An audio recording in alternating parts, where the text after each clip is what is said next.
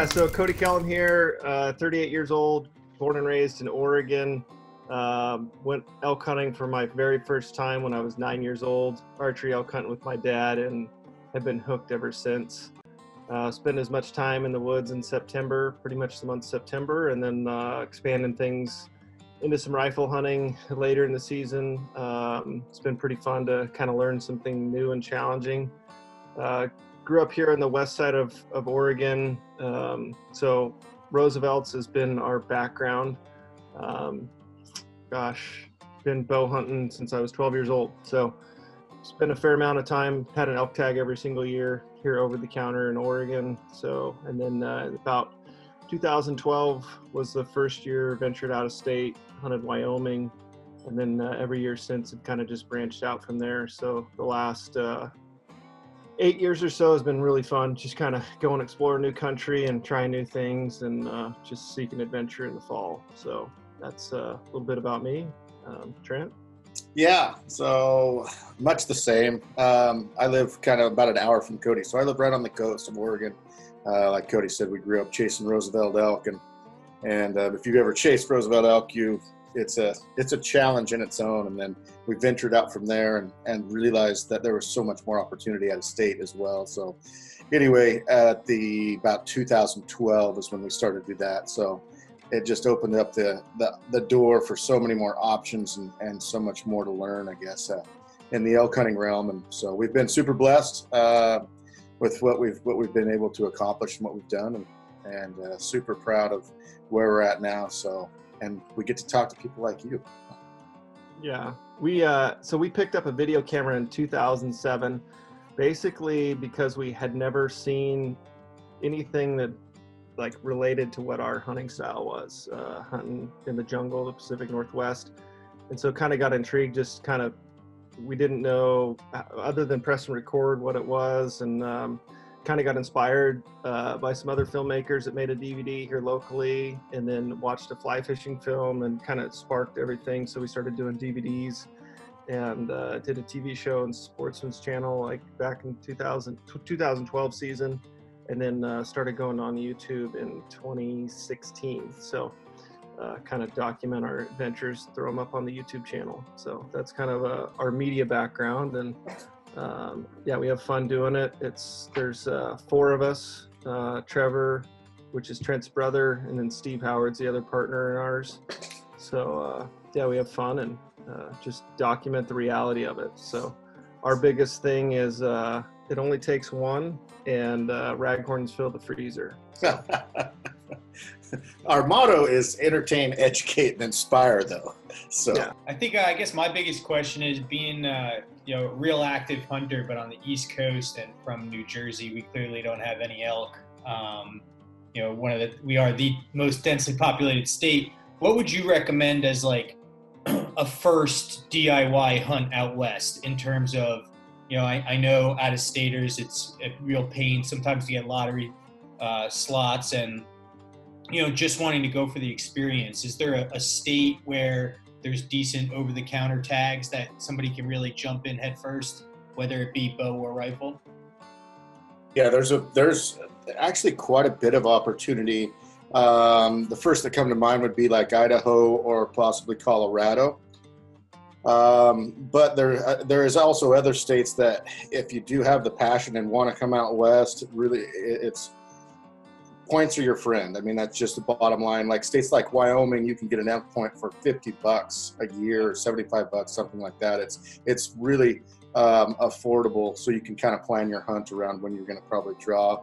Wyoming being an awesome state to hunt a general tag. Colorado, you're going to see some more people, but still an awesome state. But we're so fortunate now with where we're at as far as with technology wise. I mean, like if you would even said when we started, 12 years ago, it would have been kind of tough, I think. But now with so much Onyx maps, Go Hunt, all these internet things that you can jump on and you can research from clear across the country, it really opens a lot of doors for people, and just, forums and talking to other people.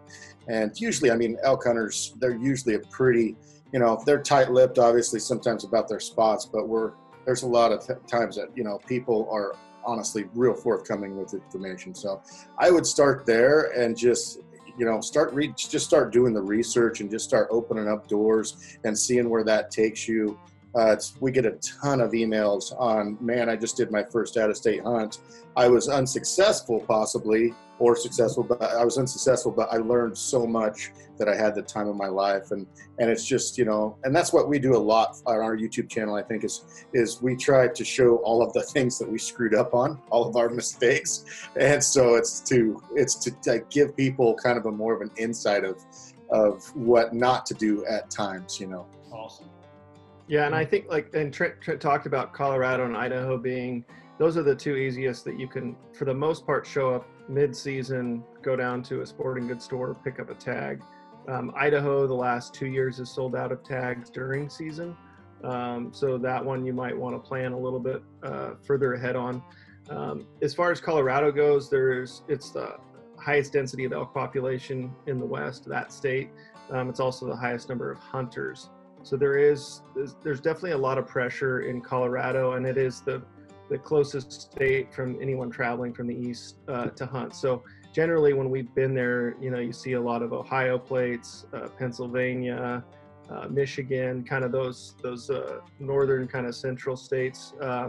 And so you just got to be prepared to, like, see people, but not let it hinder your drive to go.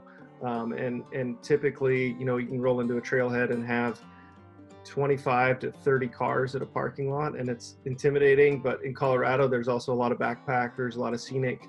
So it's not always hunting pressure per se if you do go in there. But like Trent kind of touched on, when you do go, like, kind of have a plan of A, B, C, D, and have some areas that you want to check out first. And don't be afraid to kind of pivot and move based on what you're seeing there. The one mistake that I've seen people make is, like, they hunt the country, they have this plan that they're going to go in for 10 days, they load up with 10 days worth of gear, and there hasn't been an elk in there in the last 60 days, and they don't adjust. And so being willing to kind of change your plan and adjust throughout that trip, you know, and it just goes with experience too. As you go out year after year, you kind of start figuring things out and transitioning and shifting. So just be prepared to be mobile and kind of make some adjustments on that first trip. First, thanks a bunch to First Lite and for Born and Raised to put this on. This is great. Yes. My question is, so I just started archery hunting for elk here in Colorado, and finally was able to call in my first bull last year, but I ended up in a challenging situation where I had so many different items to, like, keep track of as I'm trying to call this bull in, from a bugle to cow call to a bugle to a bull call, rangefinder, you know, the bow. I'm trying to manage all these things, and I ended up with just kind of like a yard sale in front of me. And I was wondering if you guys had, like, a system of kind of a process of how you kind of go through these different things as a bull is coming in. Yeah. So what I do is I start from, like, practice. So when you can narrow it down to, you know, just small things make a big difference, right? So I narrow it down to, like, every time I'm practicing, when I go out to shoot my first arrow in practice, I'll always get my stance, get my grip, and everything's all adjusted for there. And if you do that every time, it's the repetitive, right? And so you've got your shot down. So from there, you know what's going to happen there. And then you know, and as you kind of go through the steps, I would say, always get your yardages out in front of you. Before you start your calling sequences, before you start any of that, always look and say, okay, if he comes in that lane, I'm going to shoot him for 45. If he comes in this lane, whatever.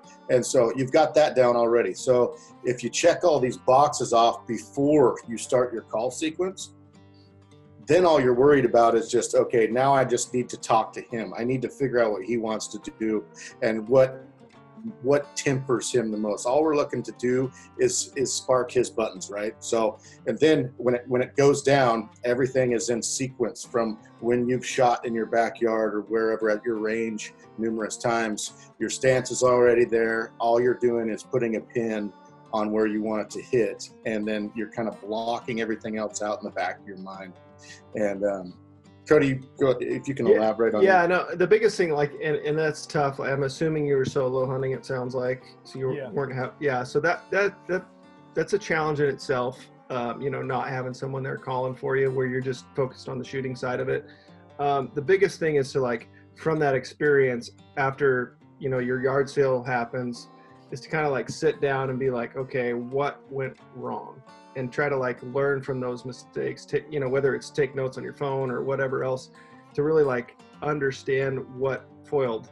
You know, 99% of the wind, 99% of the time it's the wind, you know, in September, especially Colorado, it seems like that wind's swirling. So, you know, just being cognitive, but like Trent said, is kind of go through that process. And the calling side of it is just experience. And the more that you call in, the more you mess up, the more you learn in those, each encounter. It's just like, okay, yeah, this is what happened last time. I'm going to try this. And so it's really kind of time in the woods. There's no real like formula there other than just having that shooting system. So when you do finally get the shot opportunity, that's on autopilot. You can, you know, go through that, draw your bow back, anchor, and make the shot. The one thing in that moment is being prepared to kill him at the first opportunity. Especially like as that bull comes in, a lot of people like will kind of freeze frame. They don't want to mess it up. They'll freeze in that second, where a lot of times that's when you have to go somewhat into that kill mode and be at full draw and be anticipating where that bull's going to come out, where you can make that shot. So kill him, you know, we talk about that a lot, is kill him at the first opportunity you can. You got a good, clean, ethical shot, take it. So. And along with that, just a small thing is, Nick, is make your opportunity. Sometimes, like we've hunted with guys before that just like they think it's going to come into the perfect opening, put its shoulder forward, stand there, turn its head away, and let you just kill it, where it's not always the case. You've got to sometimes, you know, duck underneath a limb to get the shot, or, you know, you have to make your own opportunity. And if you get all these things in place, like your draw and your anchor and all that stuff, where it's just repetitiously in place, then it makes it a lot more easy. What are some of the most memorable mistakes y'all have made when hunting, when doing this? And hopefully it'll keep us from making those too. Oh, that's a great one. I've never made a mistake. Trevor?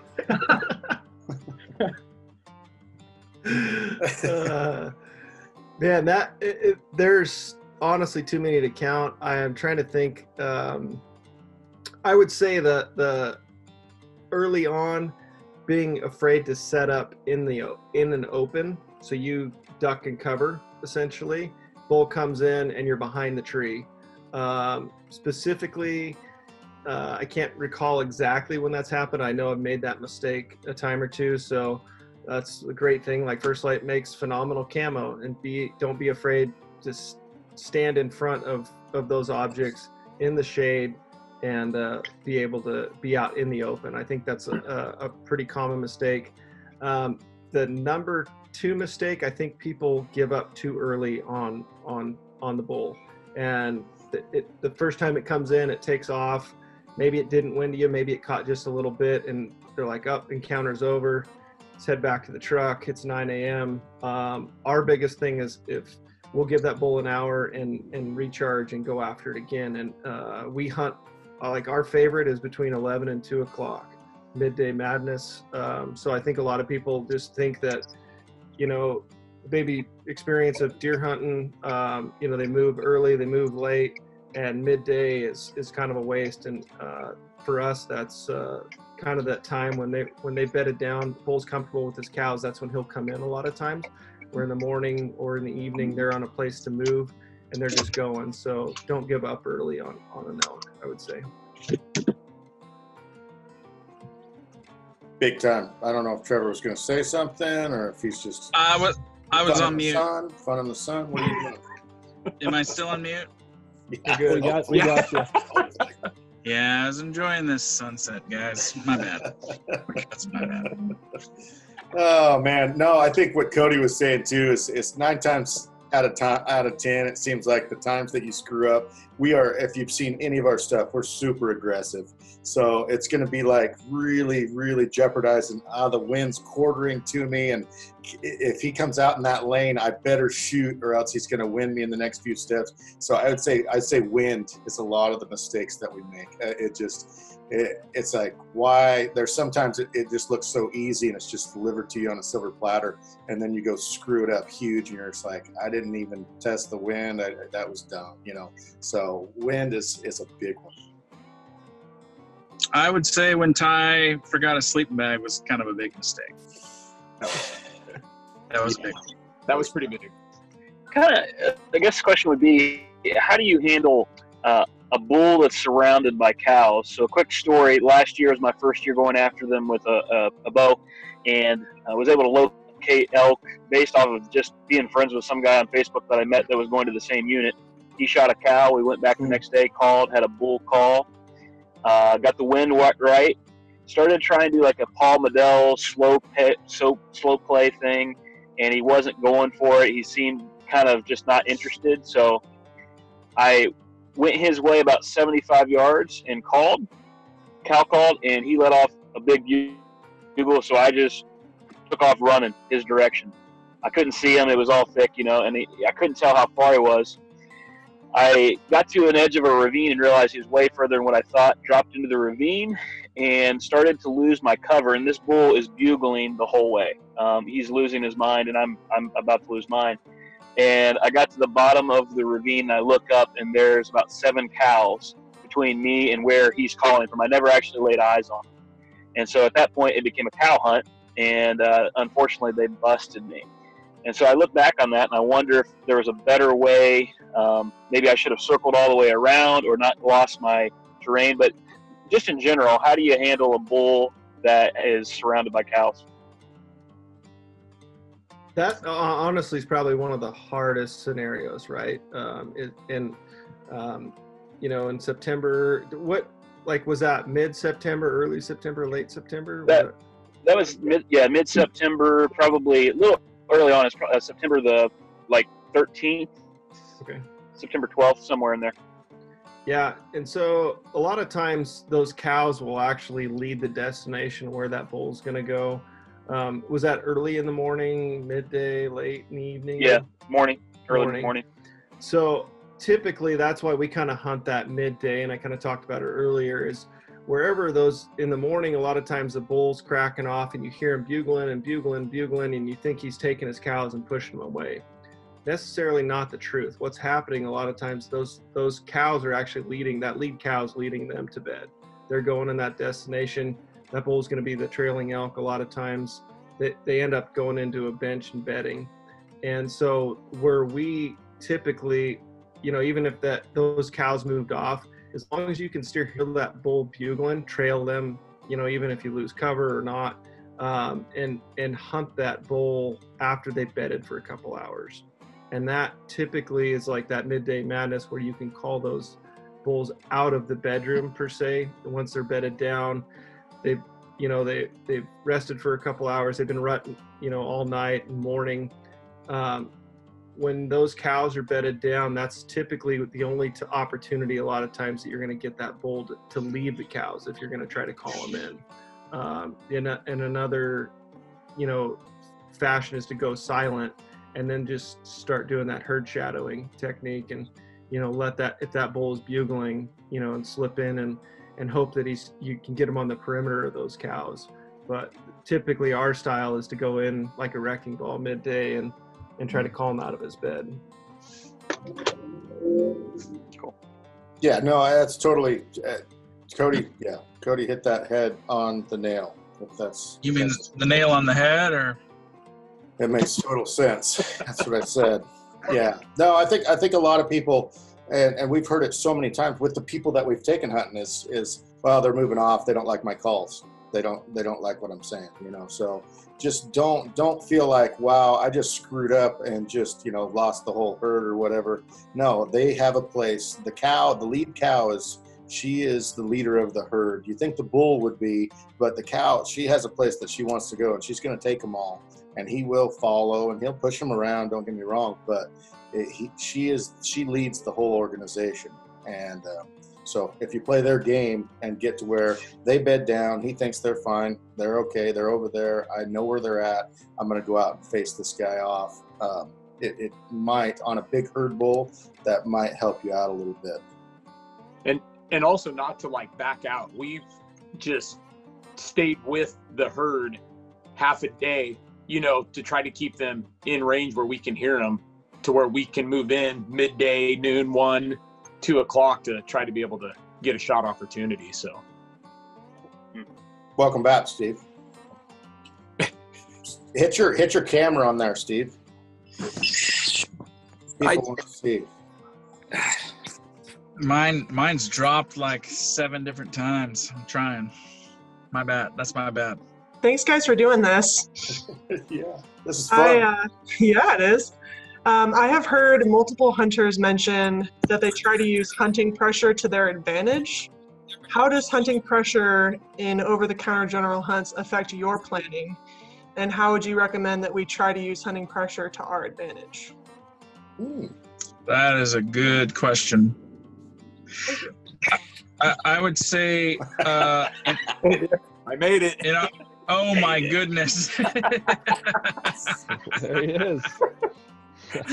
Kevin disappointedly says, "There he is." There, he's here. Hey, I've seen There he Kevin. is. I've seen Kevin take drinks out of 2 different containers this show. So you can't lie to me. No judgment. That's right. Then it's only Christina, I Wednesday. apologize. I really apologize for all that. No worries. Go ahead, Travis. One of the tactics we use for especially hunting in Oregon here is there's a lot of clear cuts around here, and so a lot of times people will hunt the clear cuts. A lot of people drive around and glass for elk. We rarely will do that actually, based on pressure. So we'll let the public basically hunt the clear cuts and the elk they can see, and then we will try to anticipate where we think the elk are going to go with pressure into the deeper timber unit, you know, pods of timber, and we'll try to focus on calling them out of their beds midday. So rather than only hunting that first 2 hours in the morning, 2 hours in the evening, we will hunt deep timber midday based on pressure. And we do that a lot, and that's been pretty successful. That's kind of how we kind of cut our teeth. But I think you guys have any? I think feedback? I think there's a lot, and especially being, you know, this being a first light thing, and we like to call ourselves backcountry hunters, right? And that name gets thrown around a lot, and I think there is, Christy, I think there's like that middle ground. I think, and this is what we found like in the last, I would say probably 2 to 3 years, probably, is when we first started, we did the whole kind of clear cut hunts, like Trevor said. That's a lot that's offered here on the Oregon coast, and then we got out of state and we got into the wilderness zones and stuff like that, and then we got infatuated with this. You've got to be at least 5 miles before you can even start hunting, kind of stuff, and Or 9. or nine.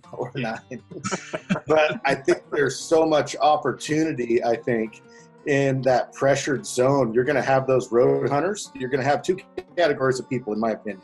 You're going to have the road hunters that are going to hunt within a mile of the road, and then you're going to have these backcountry hunters, and there's nothing wrong with either one of them at all, but they're going to hunt, you know, that zone that's 3 miles and deeper, you know. So I do think that there's like zones that we've found in the last 2 years that you can go, and you don't have to go that far in order to get on elk. And, you know, it's not everybody has to be an elite athlete, not everybody to hunt elk. Anybody can do it.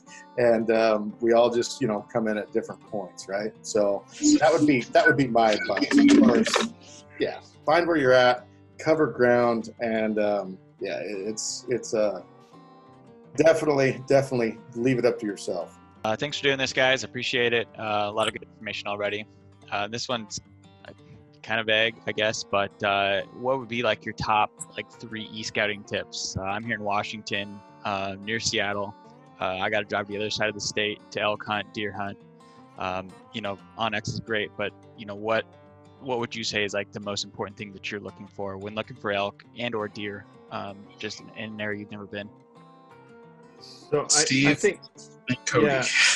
yeah. So one is get an idea of where you want to go, and then get in touch with someone with boots on the ground. and typically the biologists honestly haven't been the best source.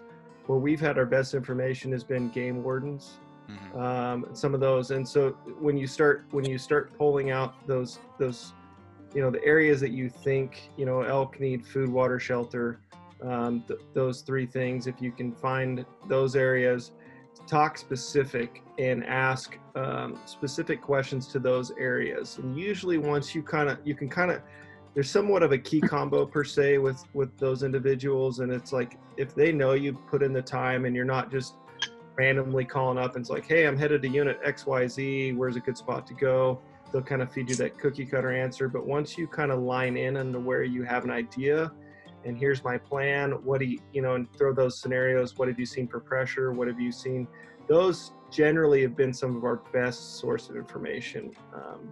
So that I think is like, get a game plan and then reach out to someone specifically in that unit.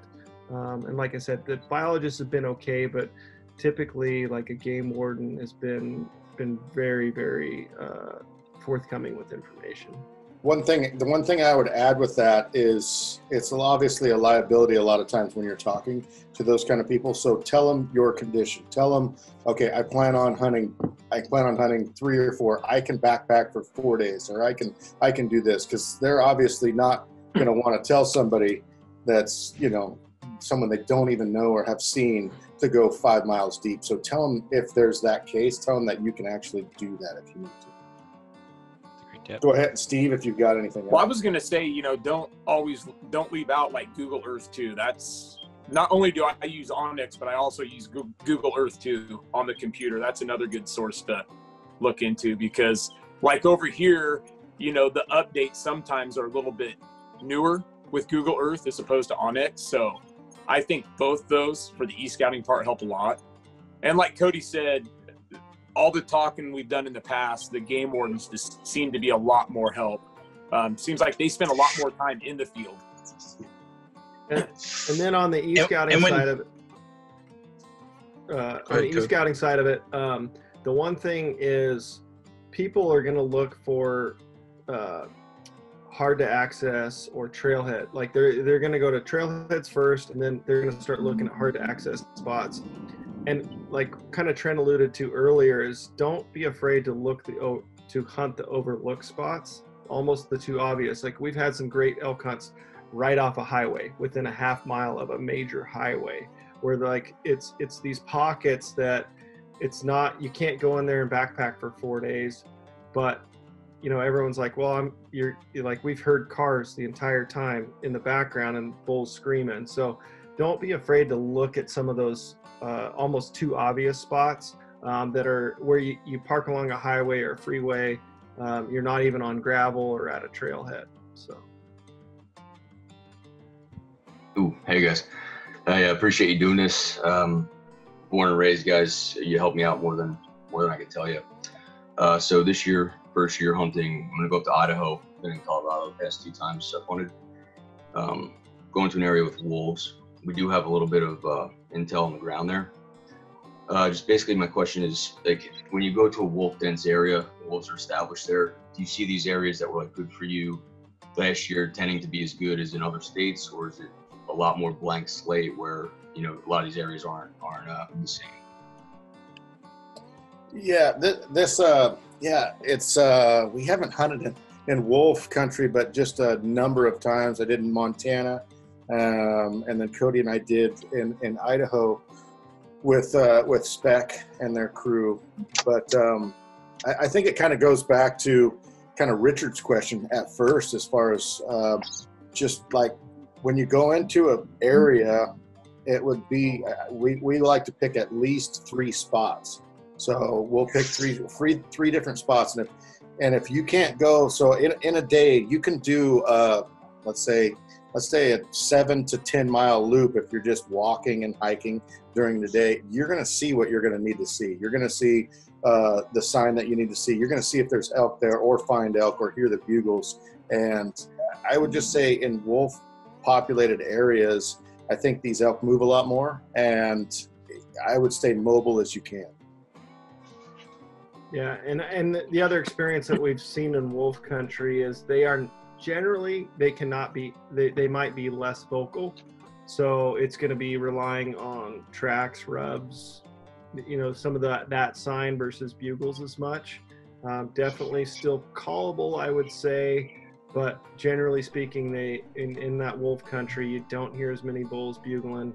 The elk are still there, they're still rutting, they're doing their thing, but you may, if you're in country that you can glass, is using your binoculars to your advantage. First light, trying to figure out where they're moving, and then go hunt that timber. If they're moving up into the timber, camming to make a move on them, and then slip in there and call them. But good chances that bull may come in silent. I definitely have seen less vocal in wolf country. So I had a question kind of on how much you can, and I know this kind of depends on a lot of different factors, but we've hunted in Idaho last year and going back this year, but how much can you pattern what they're doing? If the elk, if a bull's with a couple cows, is he going to stay in that area if his needs are met? Is he going to move? I guess one thing we did last year is we were bouncing from ridge to ridge, trying to glass and then make a move during the night, or bouncing all over the mountain. And I guess how much are they going to stay in that area if they're not pressured too much? Trevor or Cody, get it. Yeah, I mean, I know our first experience. I think it depends on the state and the terrain. Yeah. Go ahead. Yeah, I mean, exactly that. The terrain, we've hunted some open sage country once before, where we saw them, we glassed them and watched them move 7 miles to bed. They move out of the alfalfas and bottoms and the center pivots in the morning, and they went 7 miles to bed. And then we've seen them as far as they pretty much don't move within a half mile. So the terrain really dictates the movements there. But okay. Go ahead, Trevor. Well, I mean, if you're hunting Oregon in the thick timber, the Roosevelt elk are super territorial, and they have like a home, and they may go over a ridge and down the next canyon, but then they're going to circle right around, and they have a little track. Now, Eastern Oregon or Idaho, just like Cody was saying, we've seen them move miles and miles in one day. Okay. And so it's been a lot harder patterning them. That's a hard word. And so, yeah, that was pretty tough actually. But we've tried a lot of different tactics in that. What kind of terrain are you hunting in? It's actually right outside Ketchum is the unit we're in, so it was pretty high elevation. Man. 10,000. Just sell that out. Come on. I'm just kidding. Love it.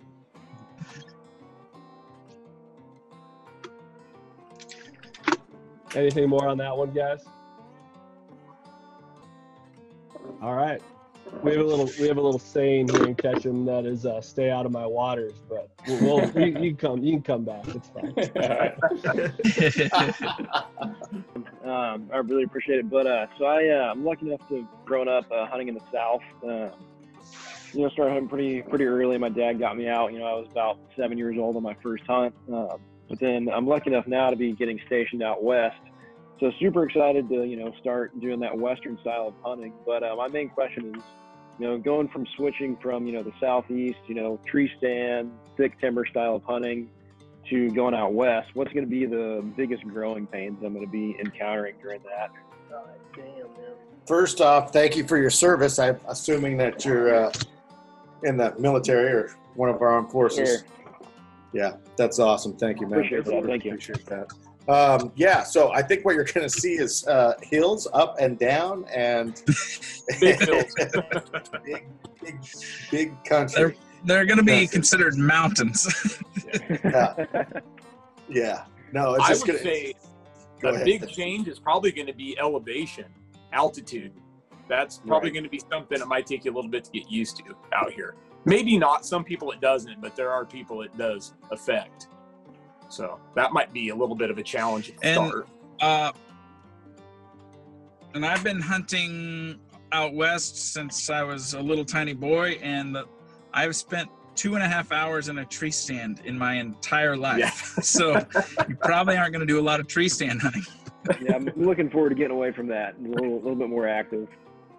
Yeah, no, it definitely. Yeah, you're going to get some miles on the boots. And I think the biggest thing is just the vastness of it all.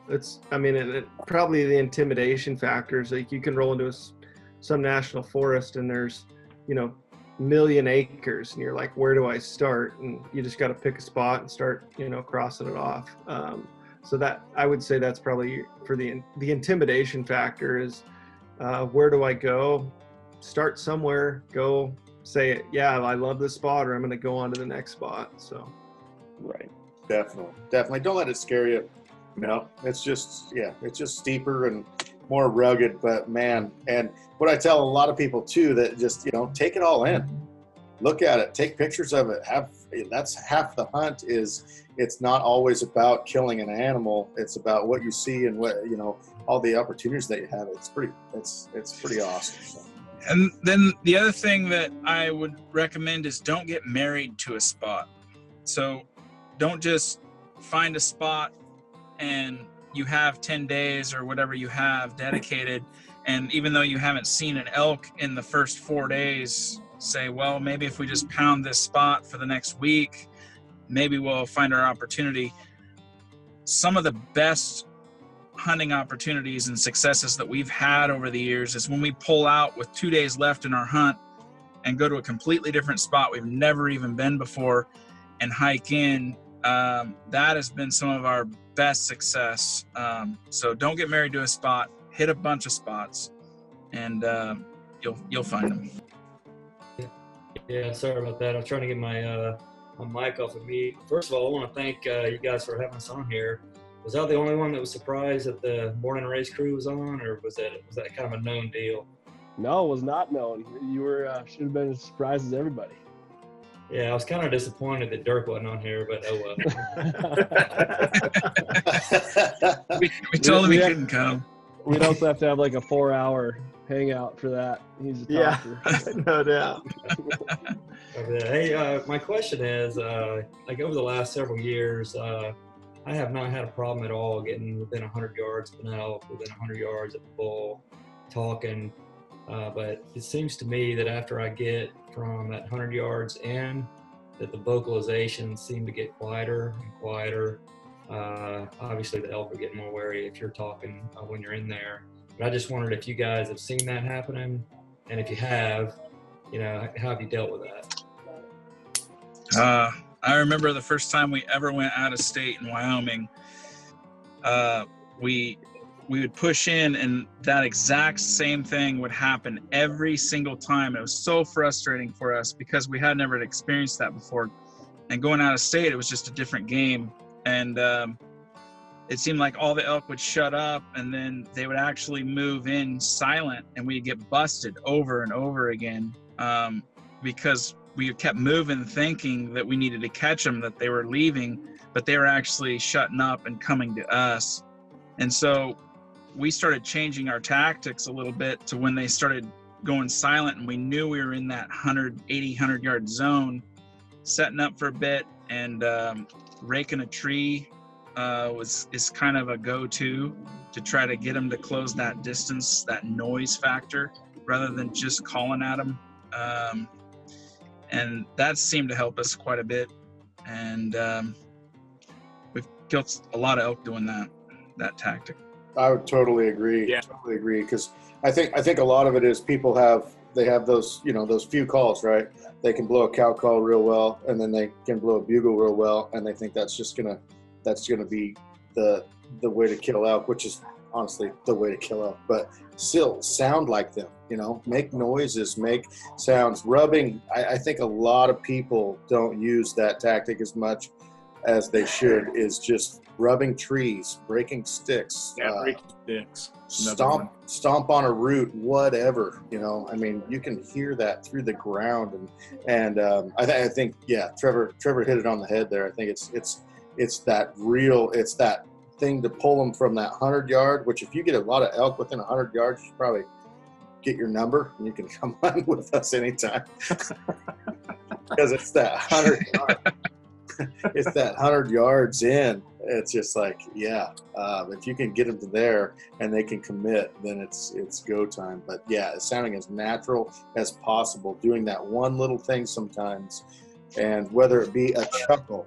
And this is what a lot of people, I think, they go out, they throw out their location, bugle, and okay, they get a response and everything, but it's pushing that elk's buttons and seeing what triggers him. So sometimes it's a chuckle, sometimes it's a bark, sometimes it's just a scream, sometimes whatever. And going through those emotions, we call it the dance, I think we call it. Yeah. And it's just going through those steps and figuring out what's going to take him from that 75-yard mark to that 45-yard mark. Yeah, we had several times last year where, we're in there, we know the elk's there, we can even see the cows, maybe some spikes, feeding around, and we hear the bull. Maybe he's bedded, maybe not, but as soon as we throw out what we think we're supposed to do, which is a challenge bugle or really try to piss him off, that he comes and rounds the cows up and leaves, So I think that kind of replying in kind and maybe starting low and working up, it might be kind of the trick there. Sure. Yeah, I think that building that anticipation, instead of just come in there and just try to cut them off right out of the gate, you somewhat, like Trent said, that dance, you have to get their emotions cranked. And then a lot of times near that end, it's that curiosity, right? You shut up and they're like, wait a second, where'd that bull go? And then they may make that mistake and come that 60 yards to come check out what they heard over there, 10 minutes ago. So.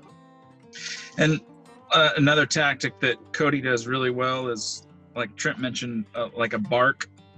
It's a bark chuckle. You'll hear that, and basically we call that you're saying show yourself. Like, hey, I've come as far as I'm going to come. Now it's your turn it's your move. That's another tactic that we use. But. So I'm up in Squamish, British Columbia, and I wanted to know if there was one person on here that talked about rosy elk, and if there's a fundamental difference between rosy elk and Rocky Mountain elk and approaching that in a hunting tactic sense. My background is mostly hunting coastal black-tailed deer. I've been putting in for rosy elk draw for about 4 years now, but it is pretty competitive, so I haven't got a draw yet on that, but I can get an over-the-counter tag in the interior, and I just want to know if there's some correlation between the two. Absolutely. Are you in the back seat of a van, bud? Yeah, this is my house. Awesome. That is awesome. That's awesome.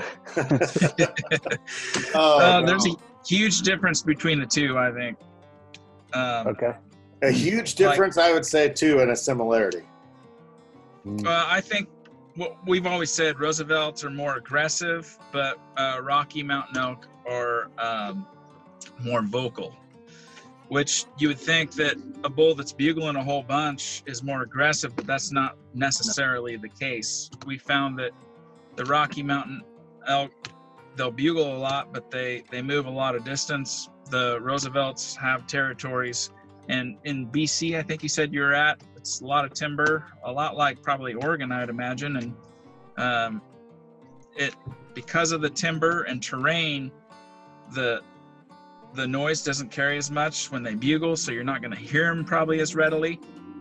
Plus, they don't bugle quite as much, but when you do find them, they are more territorial and more aggressive. So when you move in on them, they'll tend to move towards you instead of push away. Where a Rocky, just like we were talking earlier, will shut up and push off a lot of times. That's what we found. So what I would say, okay, Joseph, is we're super mobile, and that's what made us successful early in on Roosevelt. So we're not necessarily looking for all of them. We're looking for one of them. And what I mean by that is, like, we think of it as like a fishing hole, right? There may be 20 fish in that fishing hole, but we're looking for the one that wants to bite. And so looking for a biter is what we call it. So Roosevelts, like Trevor said, they're very territorial. They, and I think any of us would say, you know what, if we can get a Roosevelt bugling, I would much rather hunt him than a Rocky Mountain elk any day of the week. Any day of the week. So it's one of those things where it's like, we would rather hunt a bugling. We have a better chance at a bugling Roosevelt than anything. So you get in there and their ground is not as vast as like a Rocky Mountain elk. They have a territory that they know they've been 100,000 different times and they've roamed it, and that's where they're going to stay, and that's where they're going to possibly get called in. So anyway, if that answers your question a little bit. Yeah, for sure. I see them all through the summer and hunting season, and they definitely have a pattern, and they stay down in a low valley, especially during the fall. Whereas I'll go higher up for blacktails. Sure. But yeah, no, I was just curious because I have the opportunity to go into the interior to hunt Rocky Mountain elk, and just want to know if there was some of that information I could transfer over to the other species. I would say the fundamental side of it's going to be fundamentally is going to be really similar. So I think the one thing I would get as much experience as you can hunting elk, whether it's Rockies on the interior, and then when you finally do draw the Rosie tag, you have some years and experiences under your belt, so you can have an opinion as to what's going on or what you're encountering. But they'll definitely, a bugle's a bugle. They're just more likely in the Roosevelt side to be territorial and be able to close that distance. So. Yeah, if your question was, should I wait 3 years or 4 years to try to draw this tag, or should I draw the interior next year, it would probably be all of us would say draw the tag as soon as possible, because hunting any elk is better than not hunting an elk. So I have been fortunate to know 2 people in the last 2 years that have drawn the tag that I've been bidding on, and it was good to get some info from them to see, how they succeeded in their hunts and that sort of thing. But, yeah. All right. Thank you, guys. Yeah. No, yeah. Thanks for your question. Giant piece of advice I think that people need to hear real quick, Kev. I'm sorry. Is just, hey, a lot of people that we talked to, especially this last year when we got the advantage to hunt Arizona with a cool tag that Steve drew. You take your hat off. Take your hat off when you say Arizona.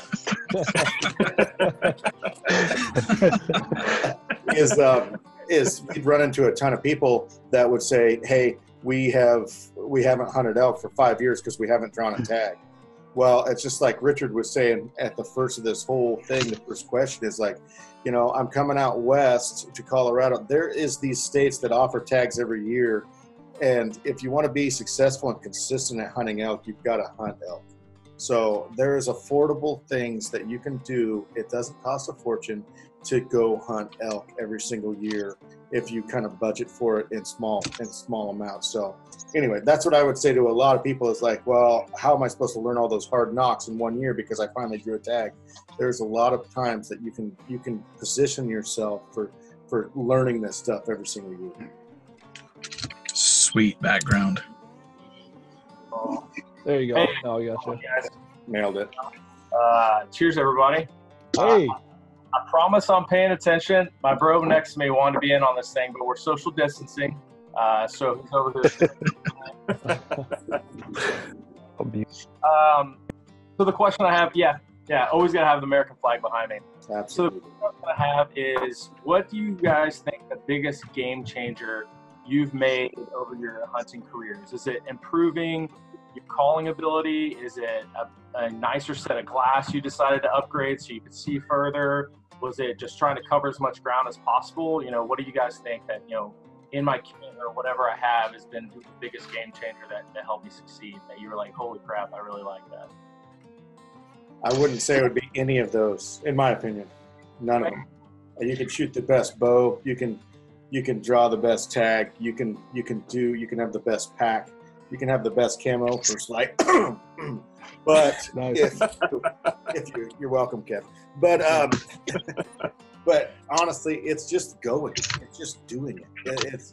It's getting out there, and I think that's what opened our minds. Like I talked about earlier in 2012, when we finally got out of state when we were doing the thing in Roosevelt country here, we had the places that we went. Yeah. And we did, we were successful in harvesting elk, but at the same time, it was, you go down to this landing, you walk off this side, you call. If they don't answer down here, you go over the, you know what I mean? It was the same kind of a little bit of a hunt every single time. And when we stepped out of state and just started doing something different, it was a whole new thing for us to come into. And it was just like, I think it was just doing it, just not being afraid to get out there.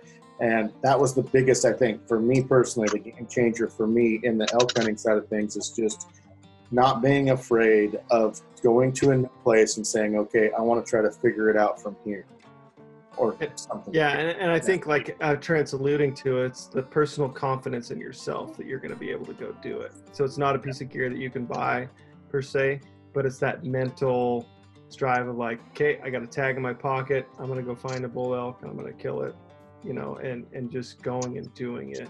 And so that I think is confidence in yourself of the process, and not I think the biggest mistake that people have made is, I don't want to screw this up. So then they don't do anything. And so having that, just put your nose to the grindstone, foot in the other foot, go for it and do it. Did you look over at your buddy? Is that what's going on? No, I'm down in my basement. I live in Kansas, and we have a basement, and my children are like stomping on the floor. And I'm like, oh gosh, I hope no one can hear this. So, right on. My name's Noah. Thanks a lot, guys. I appreciate all the time, and thanks for putting this on. My question is, if you are on like a 6-day hunt, 7-day hunt, and I was in Montana when this happened. It was mid-September, unseasonably warm. Our best option was consistently every day we saw them about a mile, 3/4 of a mile across the valley from us. At what point in time do you decide to close the distance? Because we waited until the day before the morning we had to leave, and in hindsight, I kind of wish we maybe would have gone after it a little earlier. But I'm still fairly new at all of this as well, so I think some of that apprehension you guys were talking about kind of got to me. I'm kind of worried about crossing all my T's and dotting my I's. And I mean, we were checking other spots, but that was our best option. And so at what point do you close the distance? And at what distance, I guess, That's the very reason why we started hunting with camp on our back, to be honest with you. Yes. Kind of like getting married to a spot, you can get married to a camp. And so, we use really lightweight packs that are super versatile, with lightweight gear that's super versatile. So we have everything we're ever going to need for those 5-6 days on our backs, hunting and picking up camp every single day. So if we see a bull a mile away, we're going to be over there in just a couple of hours. And, probably we're going to try to camp on that side of the mountain that next day. What we got tired of doing was hiking clear up to a mountain peak and then have to hike in the dark all the way back to a spike camp. And, you spend, you've been there, you did that. Yeah. So, you start adding up the miles and the energy and the calories you had to burn just to get back to camp, and how much time you wasted and how much energy you wasted. And it's just more efficient to get the right gear so you can have it on your back and not have to do that. And then you could be in the elk every single day. I mean, I can't tell you how many times we've been woken up at 2:30 in the morning from elk screaming their heads off because we've done exactly that. We've went to where they are, and that's where we live for that night. And then the next night might be 4 miles away. So staying mobile has been a good game changer for. That being said, it's quite the investment on your pocketbook to get the right gear. I mean, but yeah, I mean, I don't know if I should be saying this, but it sounds like I'm blaming my dad. But Hey man, I'm gonna have to ditch the 65-year-old dad. I think if I'm gonna go with your game plan, I think he'll agree with me. Well, you could talk him into maybe going over there for a couple nights. Oh no, you know? totally. Yeah, absolutely. Yeah. We have a 65-year-old dad too, so we know how that goes. So just a timing question. Colorado, I picked real late in the season last year to go after the muzzleloaders were done. It worked out really well. I was able to call bulls in most days. I also went out knowing a little more than the first time I hunted. Anyway, with Idaho, I have a buddy who has a wedding he has to be at on the 20th. So if you had to pick your date range, your 7 days, whatever it was, would you rather be home by the 18th of September, or would you rather hunt that last week, like, full last week starting with the 21st? First off, Chris, don't ever. Nobody ever, gets married in September. Yeah. ever. Cardinal rule, isn't it? Yeah. You don't have friends that do it. You don't do it yourself. You don't Tell him you appreciate him, but you're gonna miss it. make that very. No, we get this question actually quite a bit. And what would be your top? We just kind of do 7 to 10 days. So for the elk rut, mine would be the 11th through the 22nd, right in there is what I would say. Before they're kind of herded up, before they're super established, and when they're still seeking, but yet still have that, have all the testosterone going. I don't know if anybody else would pick other dates. Yeah, I mean that September 15th, a couple days here or there. It's been a struggle, and what happens that I've seen in late September is the weather factor. Not so much the rut, but you definitely start creeping into when's that first big snowstorm going to hit. And if you get that big snowstorm in, and we've had it happen earlier in September, but more often than not, it's going to be later in the year. So, I mean, that like the 10th through the 20th, same kind of the range. Yep. Pretty tough to beat. The consistency of it year after year. We've definitely had some good hunts mid-September. And in late September, once you start creeping up above 8,000 feet, you can get 6 inches of snow. Things kind of shut down for a couple days, and it can make it a challenging deal. So early's not bad. Like Right. Even if it's hot temps, don't be afraid of the warm temps or anything like that. They're gonna rut as soon as that first cow comes in cycle. And don't be afraid to tell your buddy you're out, man. I'm sorry. Don't be afraid of that. Thought of two more. Number one, what's your go-to sock for when you're putting a lot of miles on? And then number two, do you guys bother with any kind of scent management stuff like the whitetail guys, or are you just focusing on wind? Wind. That's wind's the main thing hunting out west. Sorry, Trent, I'm gonna run the bus over you, but you took 2 showers in 53 days in 2017. Yeah. So definitely not scent control. I mean, it doesn't matter what you do. The cool thing is like merino stuff, you can wear it. I wore the same pair of pants and the same shirt for a month last season. And it's gonna those new pants are awesome. Yeah. And I wear, there's a couple different socks as far as that. The First Lite socks are bulletproof. I just still, honestly, and everybody will attest to me, I bring a new pair of socks for every day. I like new socks. I go with the Forrest Gump motto is change your socks every day. I like it. Well, I actually, one of the tips that might be helpful is even when we're going out for a one-dayer, bring a pair of socks that I wear, and then I bring a pair in my pack so that midday I actually take my socks off, switch them out, get a dry pair of socks on.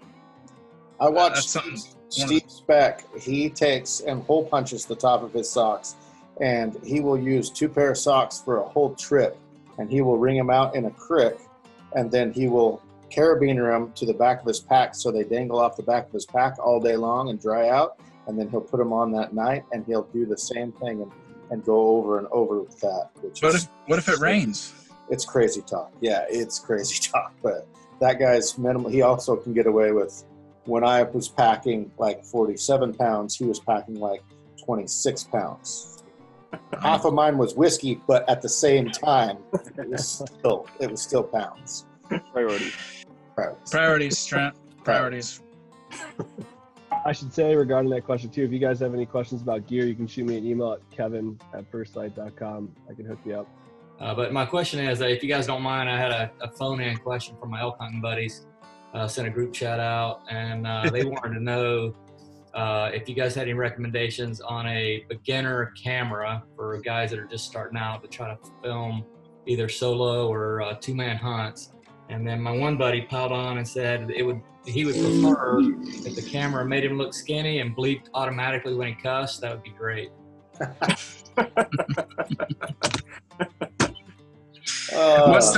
Did they say that what their budget was?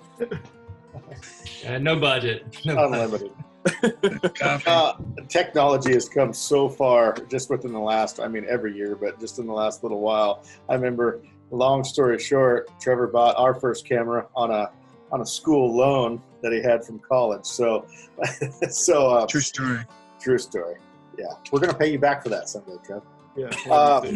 That's an IOU. That's an IOU. Yeah. So, but even like the cameras that we first started using, your iPhone camera's like 10 times the camera now. That was so.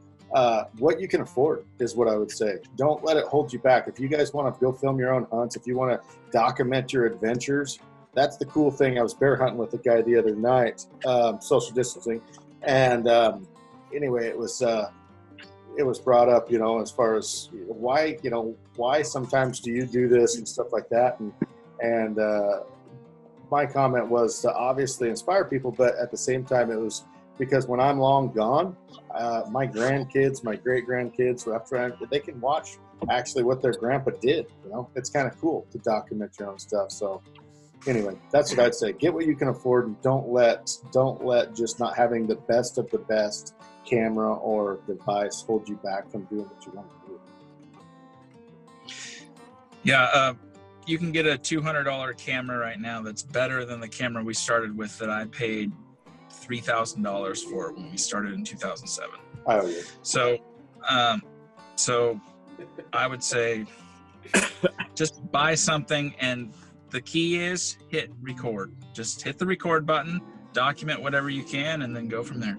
Yeah, SD cards are the cheapest thing out of the whole deal. So fill up an SD card, go to the next. So there's a lot of good point and shoots like the Canon G7X, and then there's a Sony, can't remember the name of it, but it's like a $600 camera that does really, really good stuff. Yeah, awesome. Appreciate the advice, guys. I hear those SD cards last a long time at the bottom of a exo bag as well. Yeah, they do, Trevor. Yeah, they do. Son of a bitch. Yeah, nailed it. Yes. That's gonna haunt me for a while. Hey, I put it in a Trevor. safe place though. Thank you Safe so place. much. Been quiet this whole time. I need to hear something awesome. There he is.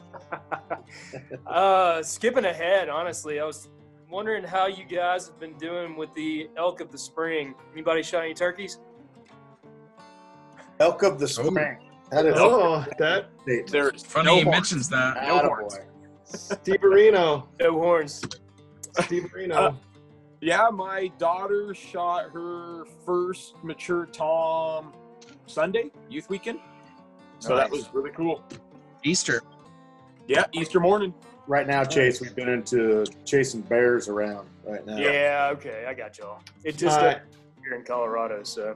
Well, it opened this morning, and I've turkey hunted a bunch my entire life, but it's always been private land, small acreage, kind of barnyard stuff.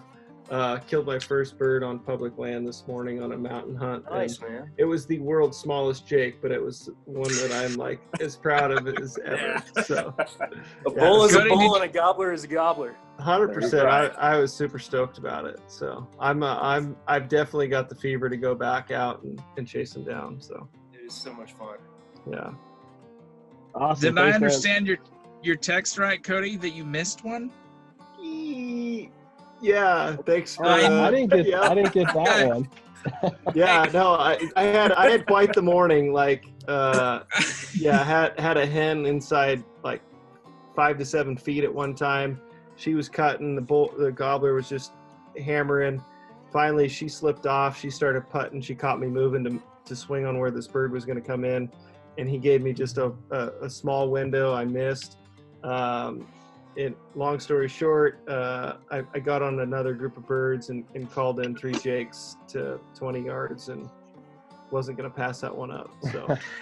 So question is about when calling isn't working for hunting bulls, what kind of other tactics might you employ? There is a lot of wolves up in this area that I live in, and up in the interior, my hunting partner is, there's a lot of cougars. That's a tough one, man, because a lot of our tactics, honestly, depend on calling. So I mean, that's our playbook, right? That we go by. So that's a tough one. There's a lot of stuff out there. There's a lot of guys like Cameron Haynes. He's a very successful hunter, and he relies solely on spot and stalk pretty much. So I mean, there's a lot of different tactics out there, and I'm not saying our tactics are the best. It's just what works for us. Can anybody? Yeah, I mean, it's the Achilles heel for us, honestly, like that. Correct. Yeah, we have killed some bulls, catching it, on movements in crossing, or killed a bull on a wallow once. It's definitely not the desired technique, but spot and stalk, or that quote unquote herd shadowing. If a bull, maybe you've heard this bull time and time again, and you make a move, just kind of figure out where their travel routes are and then play that wind game and slip in on them. Elk make a lot of noise in the woods, so you use that to your advantage. Even if they're not calling, you're going to hear sticks break, you're going to hear limbs pop. You use that type of advantage to you. But it's definitely like it's our Achilles heel. Like if they're not talking or the wind's blowing hard and you can't bugle, we struggle. I mean, we really do. So. Yeah. Okay. Thank and you. by struggle, he means we take a nap. Really? Yeah. Kevin, we really ended this off with a downer, buddy. Hey, that's all right. That's all right. Can we do one more? I've never hunted out of a backpack. My partners and I, we do, about 6 to 10 miles a day, rocking it out. Pretty much 10 days a season at least. This year I'm drawing a tag behind my house, and it's pretty much wilderness behind it. What do y'all, how heavy is your pack? And then let's just say you do spot a bull or a herd you're wanting to go after. Whereabouts are you going to camp in that area? That's a great question. Good question. And it goes all around. Like my pack is probably the most unkept and heaviest out of us because I like to just carry extra stuff. Cody's probably the lightest. Trevor comes in somewhere around, well, he has other people pack his stuff, so it doesn't matter for him. We're always heavier. That's what I'd recommend. Correct. Yeah. We're always carrying a lot of stuff too. Yeah. But yeah, Cody, what are you packing for 5 days? Yeah, so 5 days, and we've definitely changed tactics where we used to load up 10 days worth of food and then go for it. And it's really more, it's like for us, we found 4 days seems to be about the sweet spot. I'm right about 30 pounds with 4 days worth of gear and food, and then camera gear. Depending, yeah. So the cool thing with September is most of the time you don't need to take any extra clothes other than a couple pairs of socks, or a puffy jacket.